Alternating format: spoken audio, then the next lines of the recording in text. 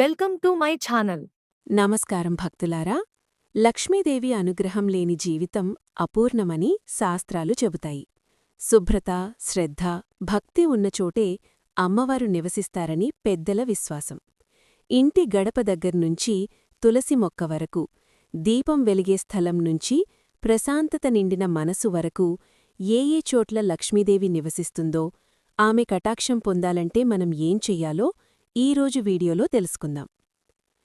ఉప్పు, అన్నం, గడప, తులసి, గాజులు, చీపురు, సాలగ్రామం, మాంగళ్యం, పవిత్రస్థలం, తాటాకులు, ముగ్గు, పాలు నీరు, భక్తి, శ్రద్ధ, శుభ్రత, గుమ్మం, పూలు, దీపం, పద్మం, ధ్యానం, పసుపు, కుంకుమ, తిలకం పాపిడి, ప్రశాంతత, ప్రకృతి ఒడి, మారేడుదళం, తామర పువ్వు, ఆవు వెనుక భాగం వంటి చోట్ల లక్ష్మీదేవి నివసిస్తుందని శాస్త్రాలు చెబుతున్నాయి. ఈ వీడియో మీకు ఉపయోగకరంగా అనిపిస్తే తప్పకుండా లైక్ చేయండి. మీ కుటుంబం, మిత్రులతో షేర్ చేయండి.